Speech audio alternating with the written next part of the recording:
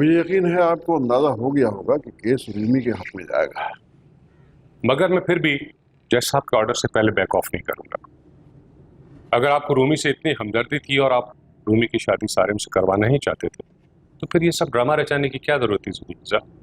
आपको किसने कहा कि मैं सारिम की शादी रूमी से कराना चाहता हूँ? मैं तो एक मजलूम लड़की का साथ दे रहा हूँ जिसे रात के अंधेरे में उस पर गलत इल्जाम लगा के घर से निकाल दिया गया और उसके बच्चे को कब्जा लिया गया। मेरा ख्याल है कि आप तस्वीर का सिर्फ एक रुख जानते हैं। रूमी आहिल को अपनी मर्जी से रात को छोड़कर गई थी। ये भी तो हो सकता है कि आप भी तस्वीर का एक ही रुख देख रहे हैं। बहरहाल मैं ये बातें इस केस में रजिस्टर नहीं कराना चाह रहा ताकि उन दोनों लड़कियों की इज्जत पे कोई बात ना आए, और मैं चाहता हूं कि मामला सिर्फ कस्टडी तक रहे, इससे आगे ना बढ़े। मेरा ख्याल है सिद्दीकी साहब ये बातें हमारे वकील आपस में करने को ज्यादा बेहतर होगा।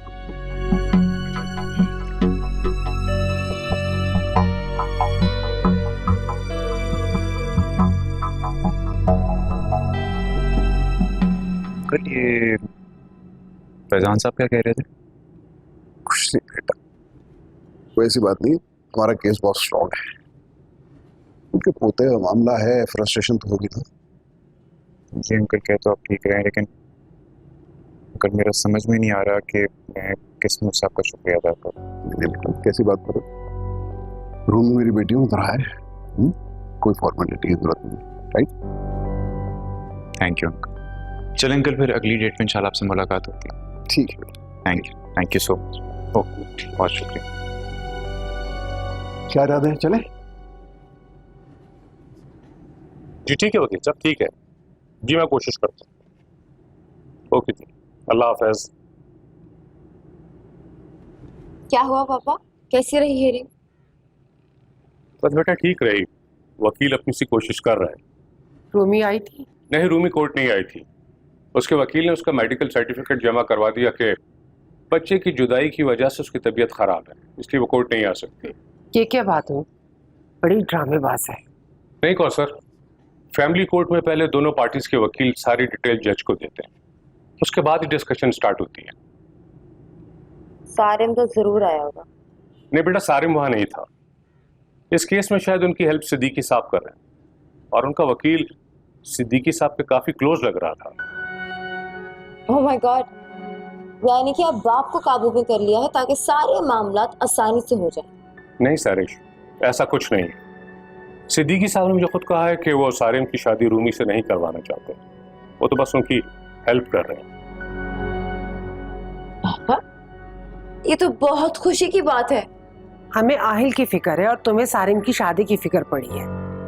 बस मेरा पोता मिल जाए, मेरे बेटे की आखिरी निशानी। हमें कुछ नहीं चाहिए। देखो कौसर, देखते हैं कि नेक्स्ट वीक की हियरिंग पे क्या होता है। वैसे इस तरह के केसेस में इतनी जल्दी जल्दी डेट्स नहीं मिलती। लगता है सिद्दीकी साहब का वकील बहुत मेहनत कर रहा है और वो जल्द से जल्द इस केस को क्लोज करना चाहता है।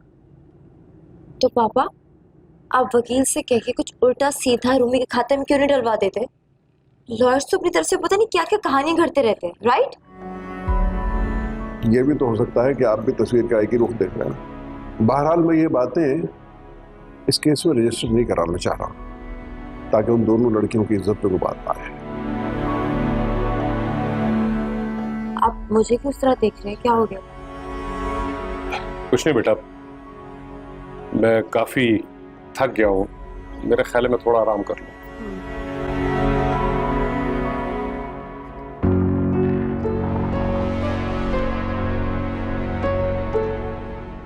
इस वक्त आराम करेंगे? पापा को क्या हो गया?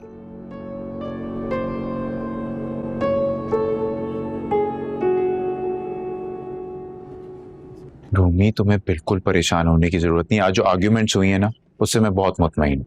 और तुम देख लेना, इंशाल्लाह इंशाल्लाह आहिल की कस्टडी हमें ही मिलेगी।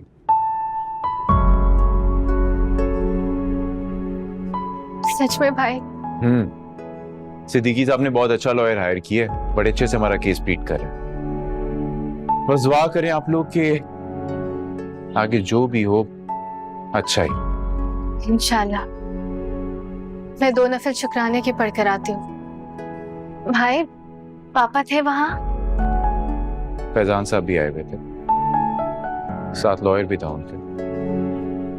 मेरा पूछा उन्होंने? रूमी, पता नहीं तुम हकीकत कब तस्लीम करोगे। उन लोगों को तुमसे कोई सरोकार नहीं।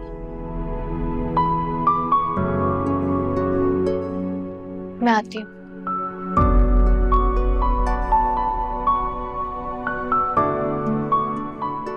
कितना साफ दिल किया ना अम्मी, अब भी उन्हीं के बारे में सोच रही है कि आहिल के बाद वो कितनी तकलीफ में आ जाएंगे। मेरी इतनी प्यारी हीरे जैसी बेटी की उन लोगों ने कदर नहीं की। अम्मी जी, हो सकता है कि रोमी की कदर कहीं और लिखी है। आरिफ, क्या तुम भी वही सोच रहे हो जो मैं सोच रही हूँ?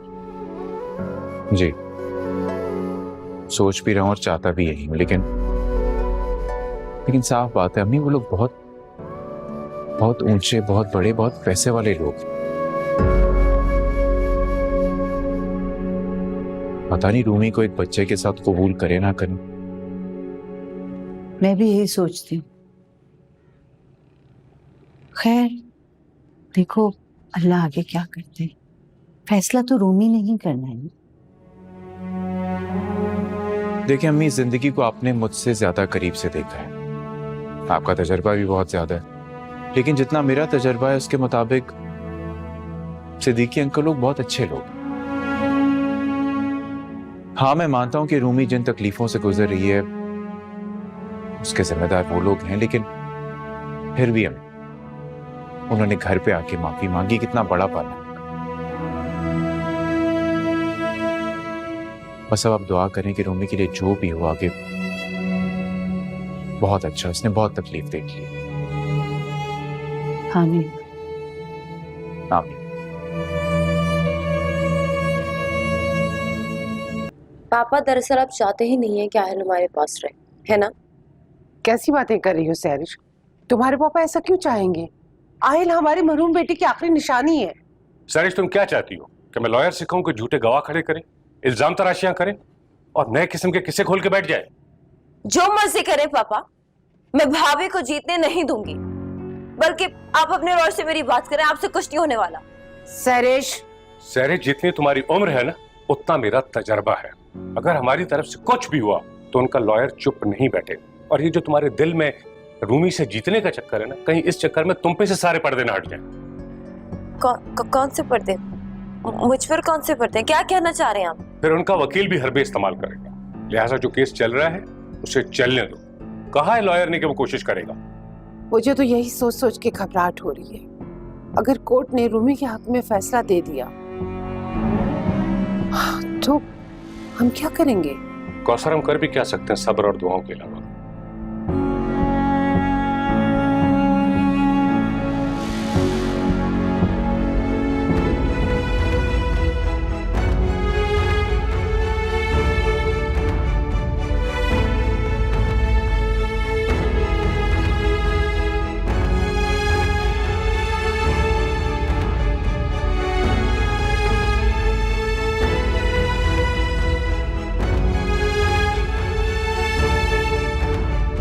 कैसे भूलेंगे वो सितम जो वक्त ने किए हैं सनम। टूटे अब जो सारे भरम तो बिखरे हैं हम। जुर्म क्या था न समझे हम, सहते रहे हैं तेरे सितम।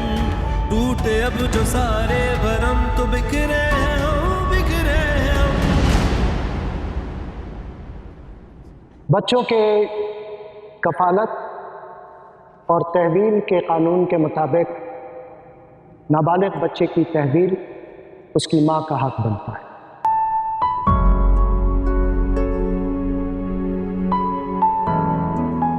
लिहाजा ये अदालत फैजान अहमद को हुक्म देती है कि वो आहिल अहमद व अल्ताबिश अहमद को उसके मां के सुपुर्द कर दे।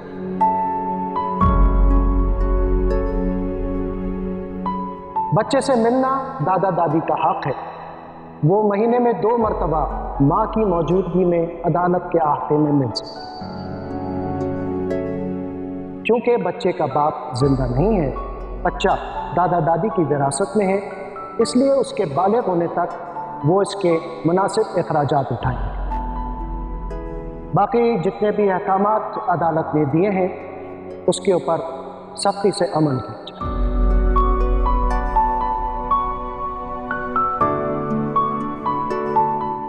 अदालत बर्खास्त की जाए।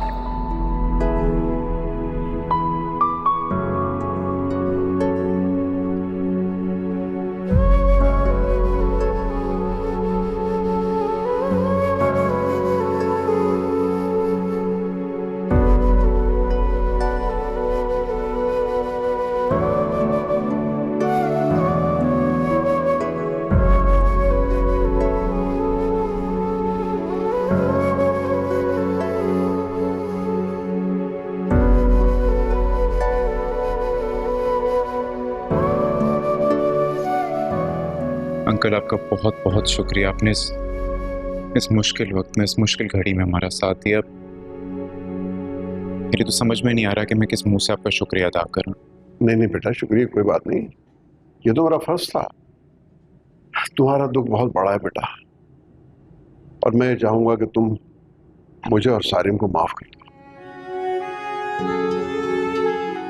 और ये माफी मैं किसी बदले के तौर पे नहीं मांग रहा हूं कि मैंने आहिल की कस्टडी में तुम्हारी मदद की।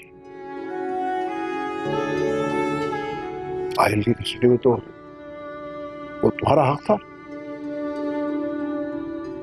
मैं तो सिर्फ अपने दिल का बोझ हल्का करना चाहता हूं। हमारी वजह से तुम्हें बहुत तकलीफ उठानी पड़ी। अंकल, आपने मेरा एहसास किया, अपनी गलती तस्लीम की, मेरे लिए बस यही काफी है। मेरा बच्चा मुझे मिल गया, मुझे यही चाहिए था। और आपकी और आंटी की तो कोई गलती थी भी नहीं। आप क्यों माफी मांग रहे? मैंने सारिम और माहम को भी माफ किया। बस उनसे कहिएगा कि मुझसे अब कोई राब्ता ना करे। मैं मजीद अपना दिल बड़ा नहीं कर पाऊंगी। देखिए अंकल, अम्मी ने आपको जो कुछ भी कहा वो रूमी की परेशानी में कहा। मैं आपसे अम्मी की तरफ से माफी मांगता हूँ। आप प्लीज अम्मी की तरफ से अपना दिल साफ कर लें, और सादी आंटी से भी कहें कि वो भी अम्मी को माफ कर दें। नहीं बेटा, ऐसी कोई बात नहीं, बल्कि मैं भी ये चाहूंगा कि आप लोग भी सब कुछ भुला दें।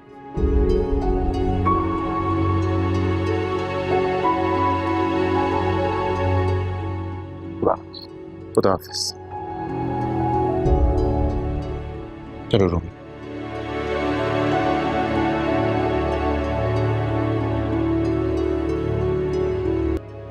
मेरे ताबिश की निशानी उससे जुदा हो गया। संभालें खुद को कौसर, और जितनी जल्दी हो सके इस हकीकत को तस्लीम कर लें तो आपके हक में बेहतर होगा। ताबिश दुनिया से चला गया। खुदा की मर्जी और मसलियत समझकर खुद को संभाल लिया।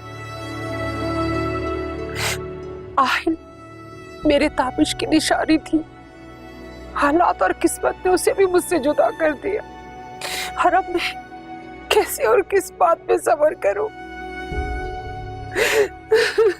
हौसला करें प्लीज, आप रोना बंद करें। आप देखना, इस एक दिन की मुलाकात को मैं 29 दिनों पे भारी कर दूंगी। वही आहिल आएगा और कहेगा कि उसने अपने दनियाल के साथ रहना। और ये रूमी, इसे तो मैं आराम से जीने नहीं दूंगी। इसने हमारा चैन और सुकून बर्बाद किया, अब इसे भी भुगतना होगा। खुदा के लिए बस कर दो सैरिश। ये गुस्सा, बदला और नीचा दिखाने के चक्कर में हमारे हाथ वैसे खाली रहे। मैं हाथ जोड़ रहा हूँ, खुदा के लिए बस कर दो। देखा मम्मी, देखा पापा मुझसे कैसे बात कर रहे हैं। रूमी की सारी असलियत जानते हुए भी कि वो कितनी कैरेक्टरलेस है, पापा मुझे ब्लेम दे रहे हैं। वो इसलिए कि अगर उसने अच्छा नहीं किया तो तुमने भी कोई कसर नहीं छोड़ी। अगर तुम हमारे आने का इंतजार कर लेती तो शायद हालात मुख्तलिफ होते। पापा, आप अभी भी हर चीज का जिम्मेदार मुझे ठहरा रहे हैं। रूमी का जादू आपके सर से अभी तक नहीं निकला। सैरिश, अपने पापा से इस लहजे में बात कर रही हो तुम? क्या क्या हो गया? पहले ही हालात इतने टेंस है और तुम दोनों आपस में लड़ रहे हो। जाओ जाके अपने कमरे में बैठो, जाओ अपने कमरे में।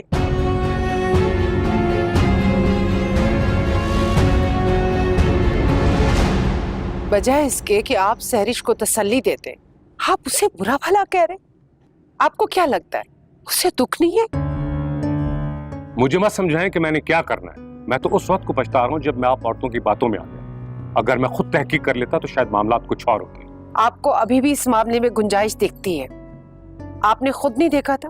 मैंने अपने कानों से सुना है कि सारिम रूमी से शादी करना चाहता है। मगर रूमी भी सारिम से शादी करना चाहती है, आपने ये तो नहीं सुना था ना?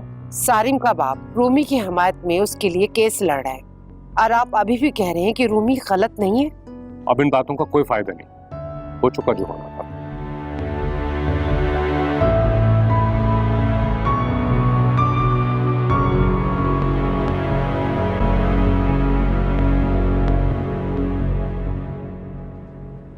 मम्मा आइला। हाँ जी, आहिल आ गया। चलो जी, दादी की गोदी। वाह भाई, बहुत मुबारक हो तुम्हें, बेटा मिल गया तुम्हें तुम्हारा। और कैसे ना मिलता, जाहिर सी बात है, सोर्स ही इतना बड़ा था। अच्छा एक काम करो, ये जाओ जाके प्लेट में निकाल के लाओ, सबका मुंह मीठा कराओ। भाई भाई हो तो ऐसा हो। वहां बहन को इल्जाम लगा के घर से निकाल दिया जाता है और यहाँ भाई अपने दफ्तर से छुट्टियां कर करके, अदालतों के चक्कर लगा लगा के अपने भांजे को वापस घर लेके आता है, और मिठाई भी।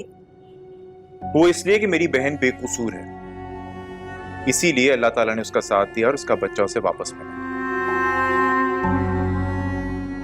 और एक बात और, शानज़े, अभी तो मैंने सिर्फ 3-4 दिन की छुट्टियां की। अगर अपनी बहन के लिए मुझे नौकरी भी छोड़नी पड़ती ना, तो आस्ते आस्ते छोड़ देता।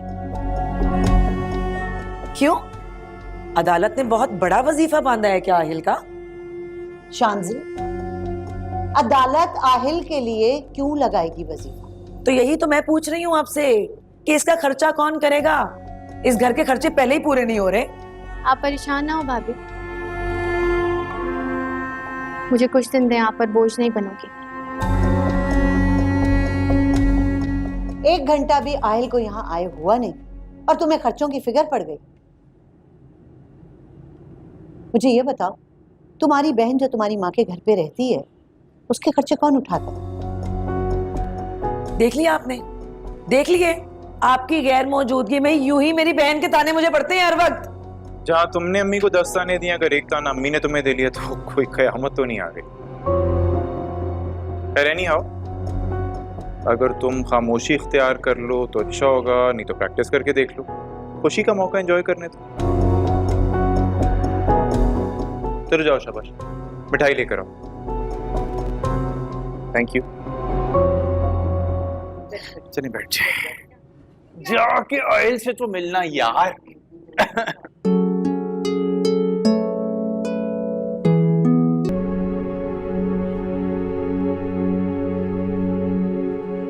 रूमी, तुम क्या अयान के कमरे में सोगी? जी भाभी, अम्मी आहिल की वजह से डिस्टर्ब होती हैं, इसलिए अयान के साथ। अच्छा, तो क्या अयान डिस्टर्ब नहीं होगा? उसने भी तो स्कूल जाना होता है ना।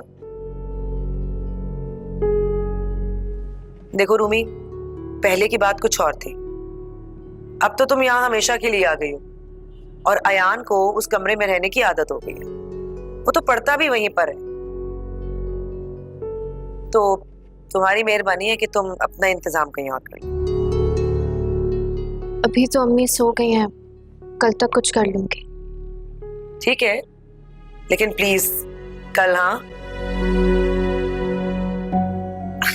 रूमी, प्लीज बुरा नहीं मनाना। देखो, जैसे तुम्हें अपना बच्चा अजीज है, मुझे भी उसी तरह अपना बच्चा बहुत अजीज है। मैं भी चाहती हूँ अपने बच्चे की अच्छी परवरिश करूं, और तुम तो माँ हो ना, समझ सकती हो। हर माँ की ख्वाहिश होती है कि उसका बच्चा अच्छी तरह पले बढ़े, उसके लिए वो ख्वाब देखती है, अरमान देखती है। तो प्लीज तुम्हारे जाने के बाद ये कमरा बहुत मुश्किल से उसके नसीब में आया है, और मैं नहीं चाहती कि मेरे बच्चे से उसका कोई हक छीन ले। अब फिक्र ना करें भाभी, मैं समझ गई हूँ आप क्या कहना चाह रही हैं। आइंदा आपको शिकायत का मौका नहीं दूँ।